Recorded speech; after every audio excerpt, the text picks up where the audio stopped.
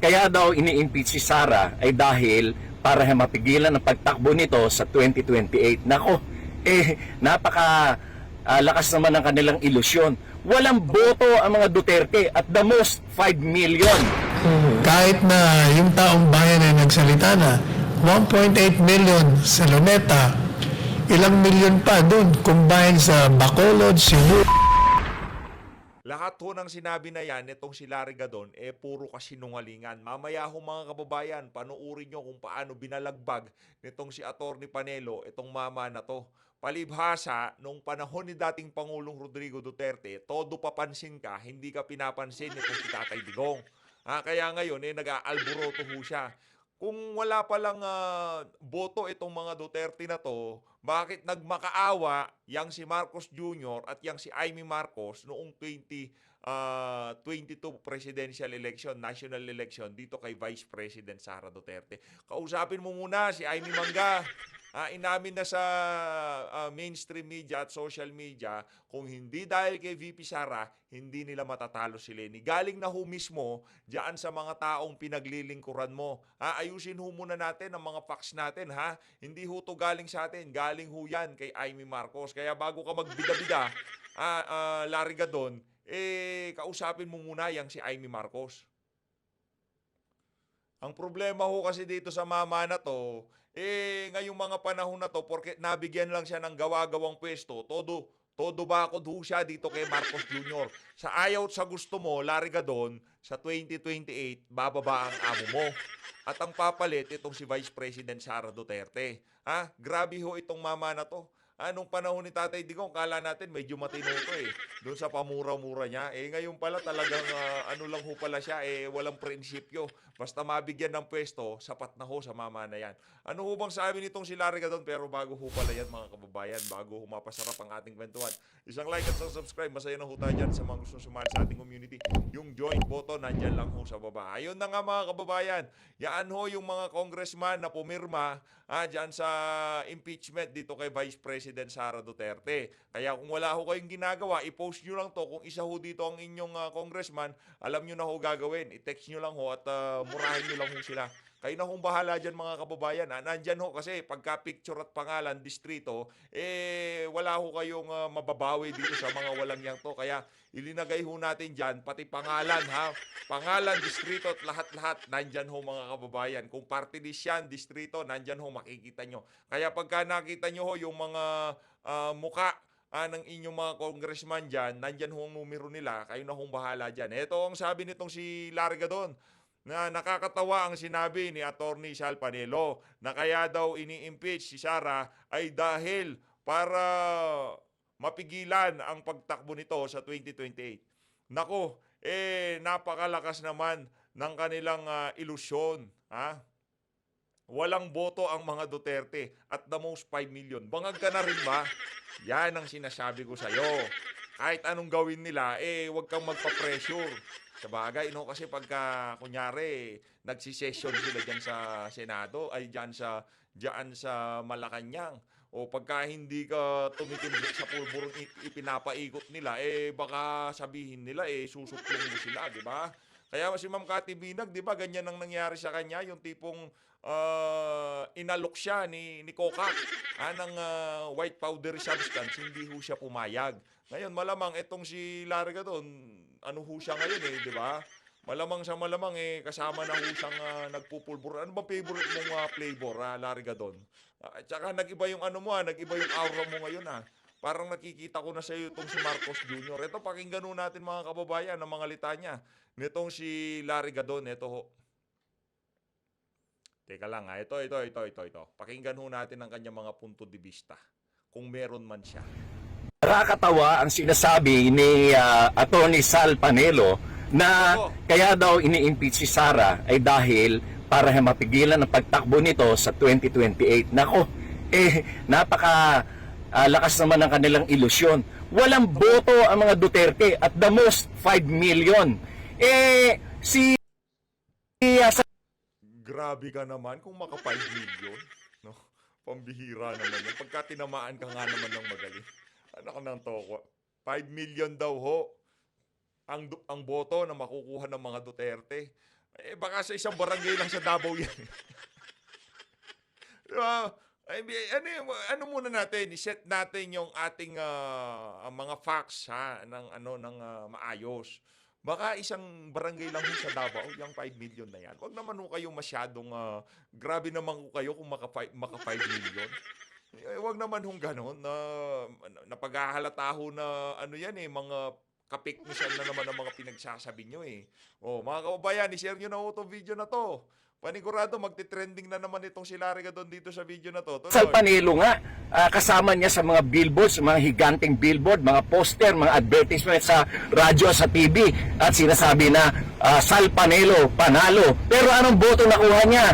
Nandyan siya sa kulelat na mga nasa top 30. Wala siya doon sa top 20. Makikita mo doon na walang boto ang Duterte. Ikaw naman. Huwag mo naman ganyan itong si Atty. Salvador Panelo. Baka pagka binira ka niyan, umiyak ka. Hindi naman sa siyempre, ang pagtakbo hindi porket tumakbo ka, automatic mananalo ka na. Yung iba kung kailangan pang sumubok ng pangalawa, pangatlo, kagaya dito kay Tolentino, di ba, unang takbo niya, talo siya. Nung dinala siya ni dating Pangulong Rodrigo Duterte, doon nanalo siya. Siyempre, kailangan munang magpakilala at yung ibinigay na 45 days siya campaign period, hindi ho talaga sapat yun. Ano pa naman, hindi naman ho lahat babad sa politika noong mga panahon na yun. Hindi naman porket katabi ka ni Tatay Digong, lahat ho ba ng mga Pilipino wala nang ginawa kundi bantayan itong si dating Pangulong Rodrigo Duterte. Hindi naman ho ganun yun. Meron tayong mga kababayan na babad sa politika at meron namang yung hindi gaanong babad at medyo busy sa kanilang mga pangsariling buhay, pero pagka ipinakita mo yung particular na individual na yan, ikilala nila. Yun nga ho mga kababayan, itong si Atty. Salvador Panelo, doon ho siya sa mga, kumbaga, hindi masyadong, yung awareness niya hindi ganun kataas. At hindi naman ho siya kagaya ng ibang mga kandidato na talagang yung ibinigay na pwesto sa kanila sa pamahalaan, talagang yung visibility ba nila sa tao, talagang napakatindi. Kagaya nitong si Abalos, ano ba ang dahilan kung bakit binigay sa kanya yung DILG? 'Di ba? Para talagang makapangampanya siya, malayo pa ang midterm election. Kaya yung ano pa rin ho kasi yan mga kababayan, nasa name recall, kung ano yung mga ginawa mong scandalous. Di ba yung mga gumawa ng mga matitinding skandalo? Kagaya nitong si Jinggoy Estrada, itong si Ramon Revilla, hindi naman kasi bong yan Ramon Revilla yan, di ba? O kung hindi naman kaya medyo sikat ka, itong si, ano pangalan to? Itong si Manny Pacquiao, yan kasi, kumbaga household name yung mga yan di ba? Kilala ho sila. Kahit na masulyapan lang yung pagmumukha, nakikilala yan. Yung dalawa, nasangkot doon sa ang tawag dito, PDAP scam. Yaang si Jinggoy at itong si nakaladkad yung pangalan nila. Kaya yung pagka merong medyo iskandalo, hindi naman kagaya nung kay Dilima. Pagka ganun, talagang iba na ho yun, mga kababayan. Diba? Wala ka nang lusot doon, ikangat, di ka na makakabalik, kahit party list, di ka na manalo.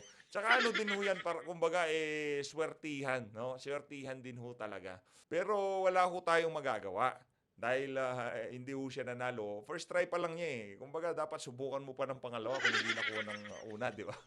Hindi ka pa naman kilala Kagaya nitong mga natin, itong si Atty. Vic. Sa tingin niyo ba next election, kung sakaling di siya pala rin next election, pagka tumakbo yan, syempre kilalang kilala na yan, pero balita ho natin yung mga kandidato natin, itong si Atty. Vic, Pastor Kibuloy, Congressman Rodante Marcoleta, lalakas daw ho ngayon sa survey. Kaya naman na kung hindi pa kilala ng mga kamag-anak nyo, tayo dito sa PH Update, 100% kilala na ho natin yung mga yan Kung baga, yung mga kamag-anak nyo ho na hindi pa nakakakilala sa kanya, ipakilala nyo ho sila.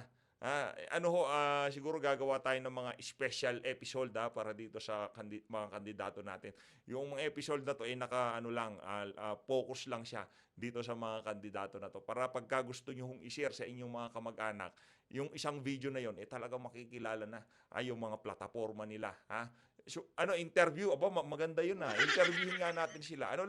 10 minutes lang. Kumbaga para yun ang i-share nyo sa inyong mga kamag-anak para makilala nyo ho itong ating mga kandidato. Okay ba yun? Okay, gagawin ho natin yun. Kunting-kunti lang. Kaya lang nanalo si former President Rodrigo Duterte noong 2016 ay dahil sinuportahan siya ng mga Marcos loyalists.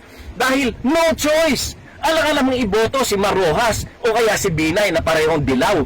Kaya binoto na lang si Duterte dahil nangako siya na ipapalibing niya ang the late President Marcos Sr. doon sa libingan ng mga bayani. Kaya Ikaw talaga. Relax ka lang. Huwag ka masyadong mainit. Ikaw naman lang. Nag-aalboroto ka kagad. Nagpapaliwanag ka pa lang eh. Sige, okay na yun. Kung walang boto si VP Sara, ba't nyo pa siya pinapa-impeach? Diba? Kung ba't gigil na gigil ang House of Representatives sa kanya? Alam nyo yan. Alam nyo sa Senado yan. Meron kayong sariling survey, yung in-house survey kung tawagin. Diyan sa Malacanang, diyan sa House of Representatives at Senado. Alam ho nila ang tunay na timpla ng ating mga kababayan. Kung ito ba medyo bumababa na ang popularidad ni VP Sara, talagang namamayagpag pa siya. Kaya ho kaliwat kanan pa rin ang pagbira kay VP Sara. Alam niyo na ho ibig sabihin doon mga kababayan, talagang napakalakas pa rin ho niya sa mga independent survey, diyan sa in-house survey, sa mga commission survey ng mga individual na to. Kagaya nitong si Tamba, siyempre nagpapasurvey din niya, gusto maging presidente. Siguro nakikita ho niya, walang humpay na yung panduduro kay VP. Nagna-number 1 pa rin siya sa presidential preference, di ba? Kaya malamang sa malamang, talagang napakalakas ho nitong si VP Sara sa mga survey na ikinakandak nitong mga amo, nitong si Larry Gadon. yung mga Marcos loyalists bumoto sa kanya. Kaya hindi pwede sabihin na Kayo mga kababayan, wag na ho kayong magpabudol. Wag na ho kayong magpabudol. Pagka sinabi ni Tatay Digong, Vic Rodriguez, iboto nyo ho yan. Pag sinabi nitong si Tatay Digong, Apollo Kibuloy, Pastor Apollo Kibuloy, iboto nyo ho yan.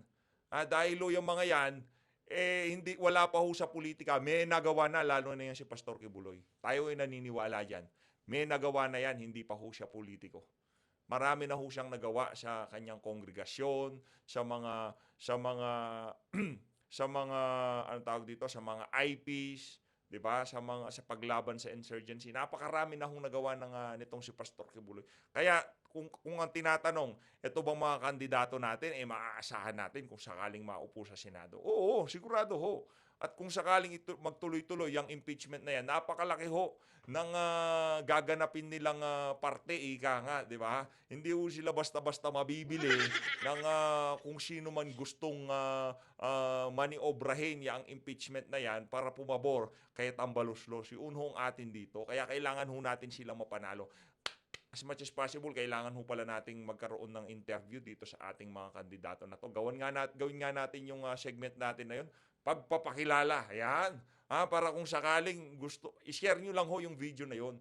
Doon sa ating particular na kandidato. Magpapakilala lang ho siya kung ano yung mga plataforma niya. Okay ho ba yun? Kasi pagka ganito, itong video na to, kumbaga mahaba. Pagka isinyer nyo to, hindi naman alam ng mga kamag-anak yung pinag-uusapan natin, hindi rin ho nila maiintindihan. Mas gusto ko kasi nun, malay natin yung mga pakending-kending sa TikTok, di ba? Yung puro games, di ba? Kaya gagawa tayo ng segment natin dito na magpapakilala lang yung ating mga kandidato. Parang matindi yun Kailangan na ho nating umpisahan yun bago mahuli ang lahat. maraming boto si Sara. At the most, 4 million to 5 million lamang ang makukuha niyang boto. Noong 2021, nagpa-survey ang Malacanang kung sino ang malalakas na kandidato. At ito ay pinasurvey nila, internal survey sa mga congressman. At ang lumabas doon, number 1 si BBM, number 2 si Lenny, number 3 si Isko, number 4 lang si Sara. Kaya nga siya hindi tumakbo. Kaya lang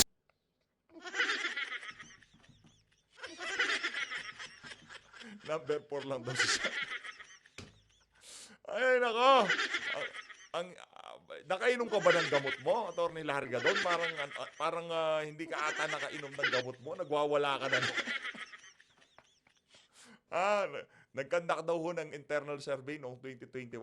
At nangunguna daw ho itong si Bongbong Marcos ng mga panahon na yon. Dahil wala pang kasiguraduhan kung tatakbo si BP. Pero ang sigurado noon, sa lahat ng survey, nangunguna ho si BP. Hindi ko alam ha, Larga doon, kung saan mo hinugot yung ano na yan. Yung mga datos na yan, yung survey na yan. Pero hindi namin nakita yan noong 2021 ha. Hindi lang ho tayo kakadating dito sa sa pag-vlog ng ganito ha. Sinubaybayan ho natin yan, napaka-aktibo ho natin noong 2022 national election. Kaya pagka po sinabi ho ni Larga doon yung mga survey na yan, kahit pa paano, naaalala natin. At wala ho tayong naaalala na survey na kung saan, nanguna yaang si Marcos Jr. sa mga survey noong 2021. Lagi hong si Vice President Sara Duterte. Lalo na nung wala pang masyadong nagdideklara at ay naasahan na sambay ng Pilipino na itong si VP ang papalit dito kay dating Pangulong Rodrigo Duterte. Hindi ho number 1 yan si Marcos Jr. 'Di ba? Vice President nga lang ina-applyan niya kay VP Sara dahil alam niya si VP mananalo ng presidente. Wala na, kumbaga wala na, no contest na, ika nga. Winner na si VP noong mga panahon na yon. Ikaw naman na attorney, binubola mo. Siya pilitang tumakbo na Vice President dahil kung Hindi ka na pala attorney. Larry ka doon ka. kay BBM ay siya ay mananalo. Pero walang boto ang Duterte at the most 5 million ang makukuha nila. Kesa atupagin mo yan, Larry Ladon, ang daming problema ng Pilipinas. No? Nandiyan yung tawag dito, yung gutom. Ano ka pa naman, poverty alleviation, ang dami naghihirap po ngayon. No, yun na lang ho atupagin nyo. Wag na ho kayo makisali dito sa mga ganitong klaseng usapan. Busy ho kayo, di ba? Ang hirap ng trabaho binigay sa inyo. Kahirapan. Anong maipapayo mo sa Pangulo? 5 million lang ang boto ni Sara.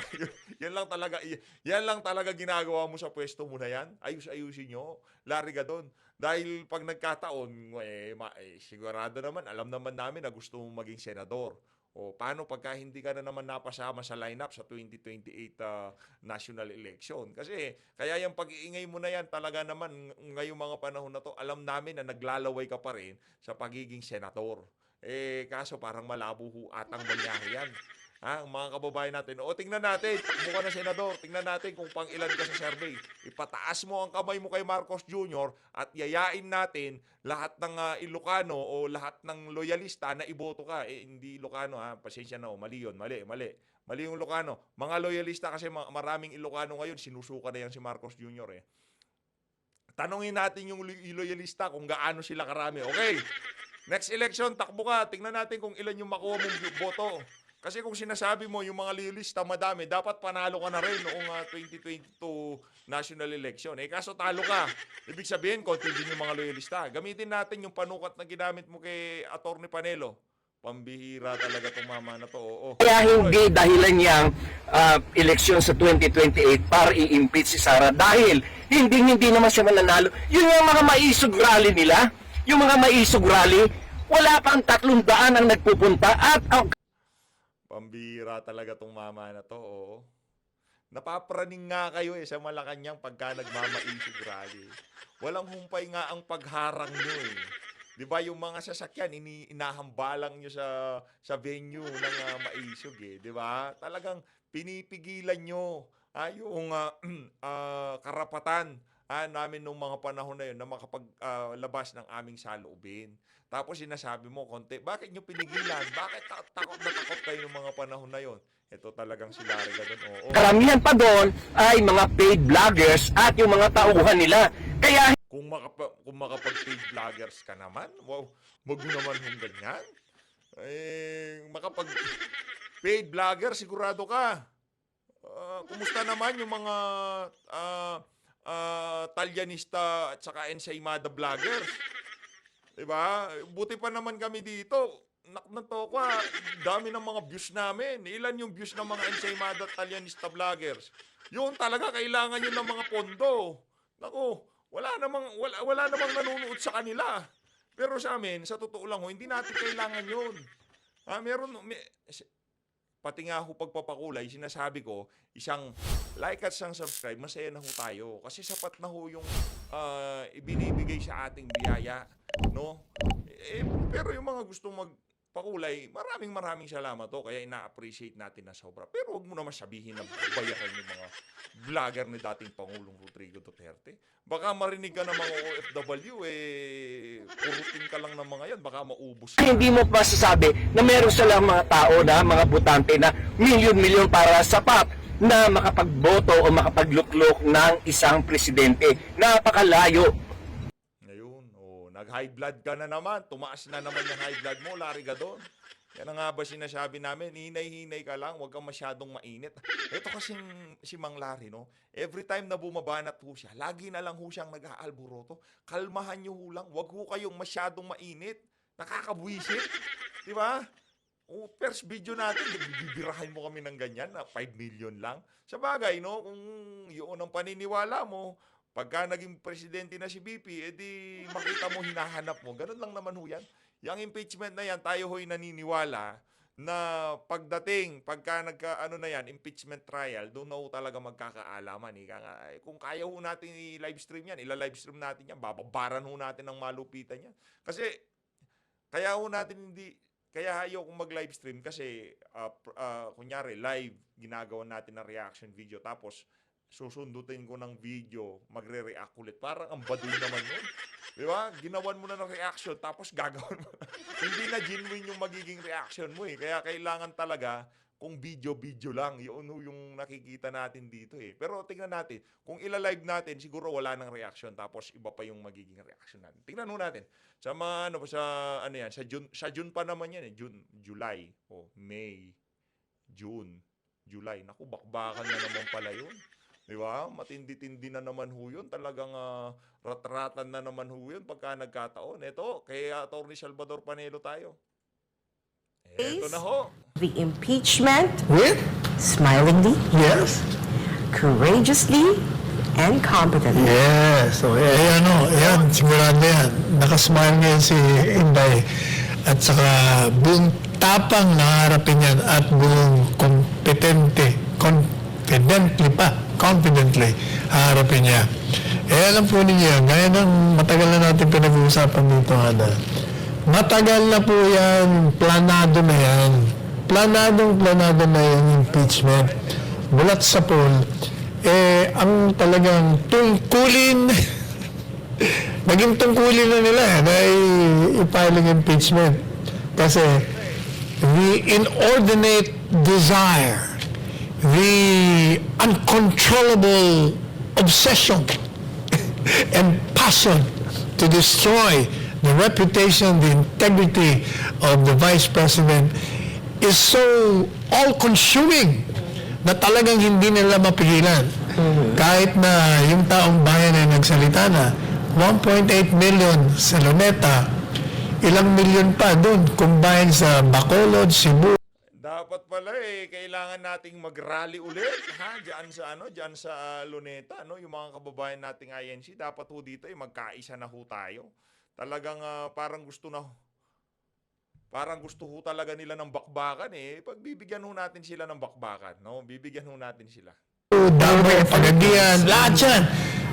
Talagang hindi na nila alintana kasi nga, from the very beginning, yun ang target nila. So, itutuloy-tuloy mo nila yan.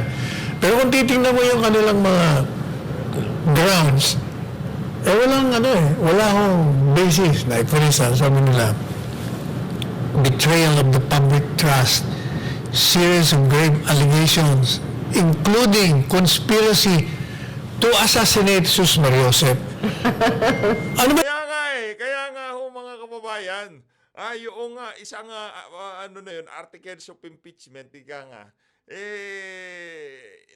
narinig pa lang ho natin, wala na kumbaga, sablay na yan, wala nang tatakbuhan yang hindi bebenta yan sa takilya. May conspiracy to assassinate. Sige sino ang ina-assassinate?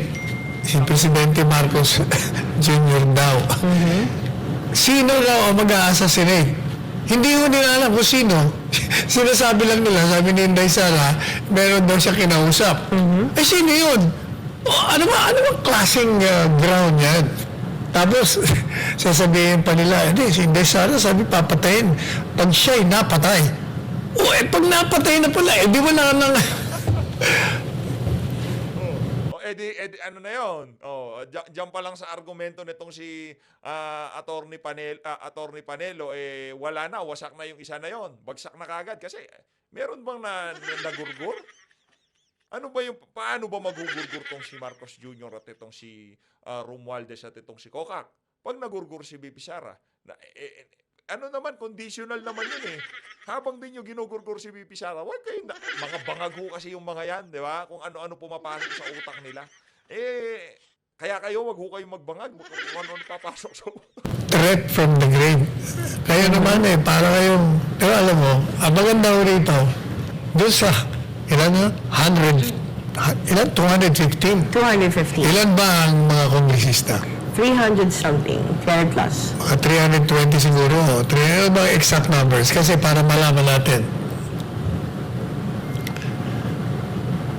Ibig ko sabihin, kung 300 plus, o mga 315 ang hindi pumirma, 318. biro mo? Overall number na. So ilan? 103 ang hindi pumirma. Pero yung 103, Ano? bawasan natin nung Na? may Mga namatay. may may tatlong na drop, may isang na-appoint, tatlong namatay. O ilan lahat yun? So nasa ano na lang, 90 plus lang yung hindi po Sige, sabihin mo 93, 98. Mga sabihin mo 98, 99. Ibig sabihin, marami pa rin ang hindi pumirma. Meron pa ko tayong pag-asa na may matitino pa pala dyan. Pero sabi nila, attorney, yung ibang pumirma doon, like si Saldico, hindi siya pumirma. Siya, hindi pumirma? Si Zaldico. Bakit daw? We're not sure kasi kung nandito ba sila or nasa abroad, yung iba like sila Erwin Tulfo, hindi rin pumirma. May iba kasi doon na naka-align sa administrasyon Na hindi pumirma. May yung baka possible na hindi available at that time, hindi rin pumirma. Ganoon pa man, meron pa rin mga, yung outside of these two people you mentioned, talagang meron hindi, parang hindi nila masikmurang pumirma. Meron. Oh. Iba yung mga the three na mga congressman ng Masbate, hindi sila pumirma. Ilang mga taga Mindanao, hindi rin pumirma. Si Pulong. Of course. Tuma Pulong at Taloy Alvarez. At ibang naka-align sa PDP like si Congressman Jose Alvarez, hindi rin pumirma. Madalit sabi, hindi lahat na, hindi yung lahat masilaw. Kasi ang chismis, ang laki ng, ang laki ng konsiderasyon. Pero tanggalin natin yung chismis lang yun eh. Grabe, no? Kahit na chismis o kung ano pa man yan, pabor, project o kung ano pa man yan, kaya ho nila itong mga pumirma na to, kaya ho talaga nilang ibenta ang kanilang kaluluwa. Para lang ho diyan sa mga pabor na makukuha nila dito kay Tambaluslos. Ganyan ho kawalang yan. Kaya kung yung Stella Kimbo binoto nyo dati, ngayon ho wag nyo nang iboto. Yung taga Marikina na yan, 2nd District, City of Cebu. Wag nyo iboto yung mga yan. Nandiyan ho number nila. I-text nyo na lang. Kayo na ho bahala. Talaga doon, hindi sila natakot o nasilaw. ang pinagtataka ko, although hindi naman ako masyado nagtataka, hindi nila alintana yung tinig ng Pilipino. Hindi sila natakot sa Iglesia ni Cristo na nanguna sa pagkontra in support of this president. Hindi nila pinakinggan din si Presidente Marcos Jr. Pati yung anak. Hindi rin. So are you saying, Attorney Sal, itong mga congressman na pumirma, hindi importante sa kanila ang sa looban ng taong bayan, ng majority? Definitely. Ano pa bang matatawag mo doon? Ibig sabihin, hindi sila naniniwala na mga Pilipino lalabas sa kalsada at parurusahan sila. Yan ang nakikita ko niyan. So itutuloy-tuloy nila yan. Mabuti itong Senado, hindi tinalakay. Kaya sa Hunyo pa ang So ano hong dapat nating gawin dito? Iniisip ho nila, hindi natin sila pagbabayarin doon sa mga ginawa nila na yon. Ngayon, kung magkaroon man ho ng pagkilos, lumabas na ho tayo. Sumama na ho tayo, hindi lang yung sa social media lang ho tayo maingay, di ba? Sama ho tayo mga kababayan para talagang kumbaga yung sa INC talagang hindi ho nila pinansin eh. Akala nila INC member lang yan. Ngayon ho, pagka ako sakaling mag-organize ulit ng Rally for Peace, dahil talagang magkakagulo dyan sa impeachment na yan pagka ginalaw ho nila itong si VP Sara, no? Ngayon, kung magkaroon ho ng gagawing mga pagkilos, mag-iisa na ho tayo. Okay ho ba yun? Dini. Pero sa Hunyo, may bago ng mga senador, may bago ng mga kongresista.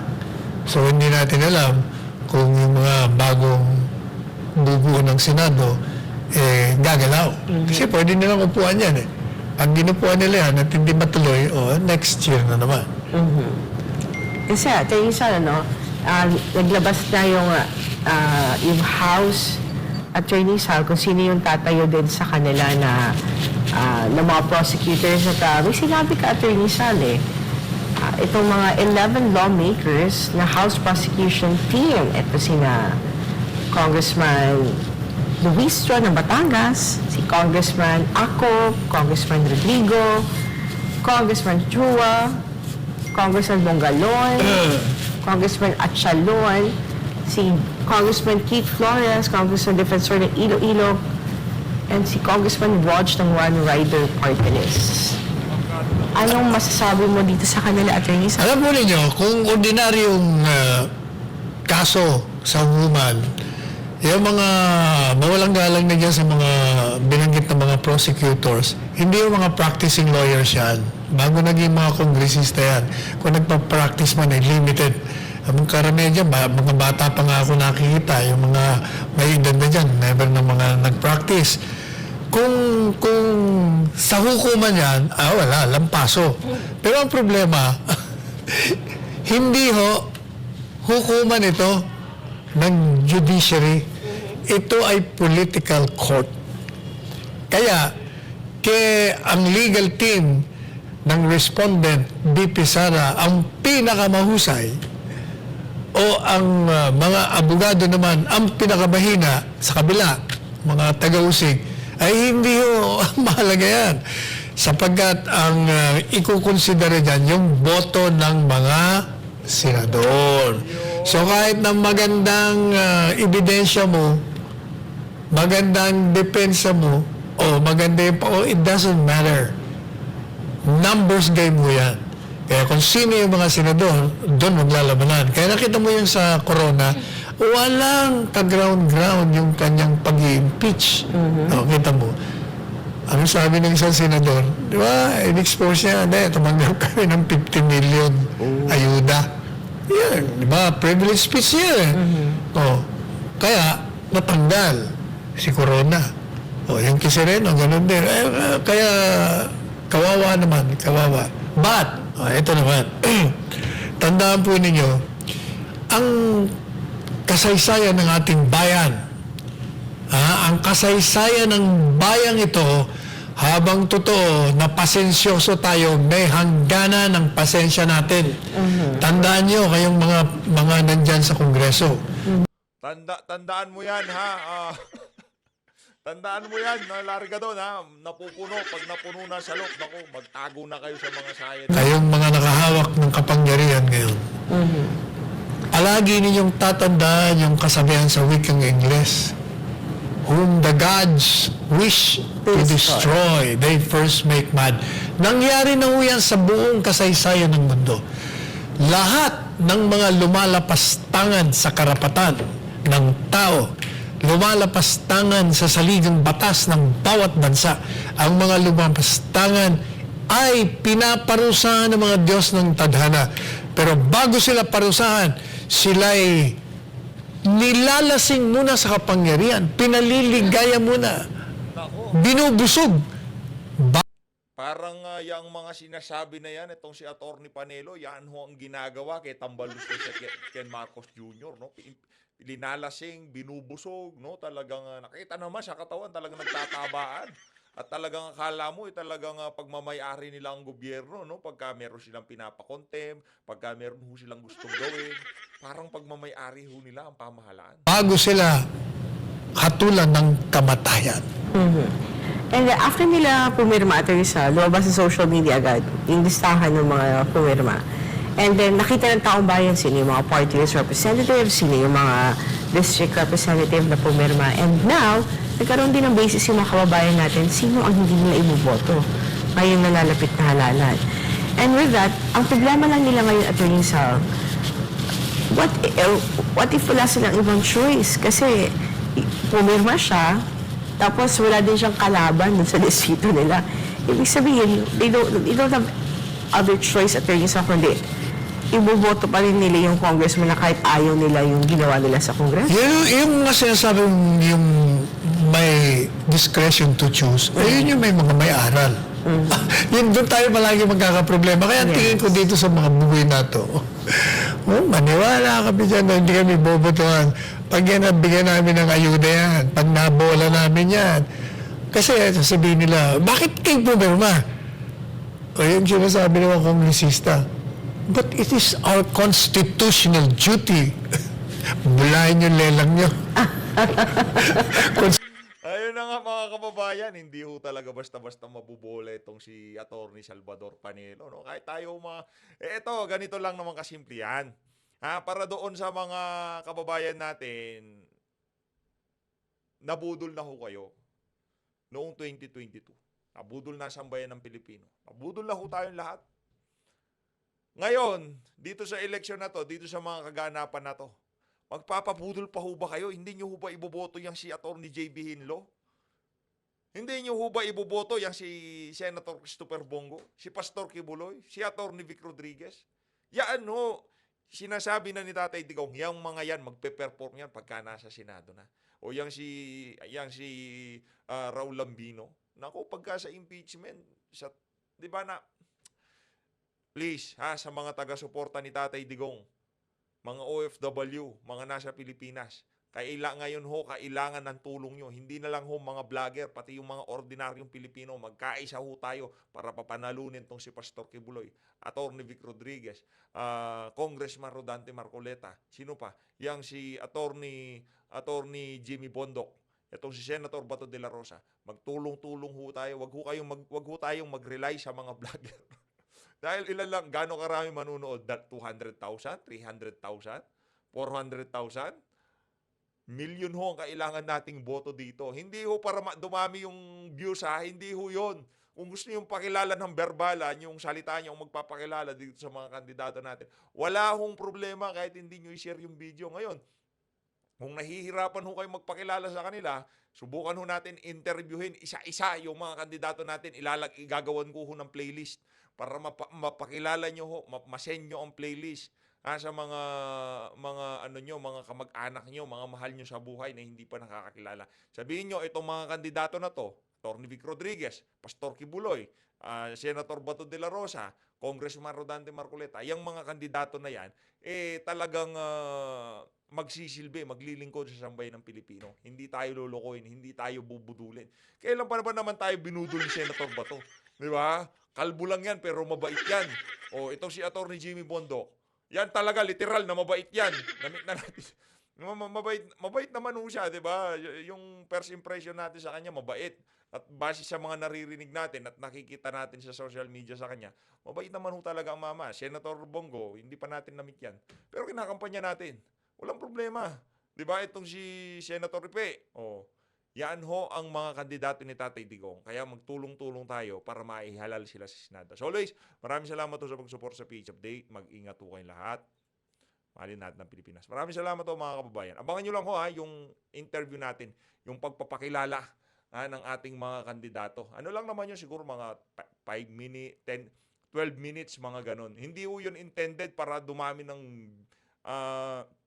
o kung parang para napakaraming views, no? Ano lang ho yun, kung gusto nyo pakilala, panoorin yung mga plataforma, kumbaga ilalatag na natin na maayos yung mga plataforma nila para maintindihan nyo, tapos kayong magpapakilala sa mga kamag-anak nyo, sa ating mga kandidato, para maipanalo ho natin. Mahirap na, baka mabudol na naman ho tayo, di ba?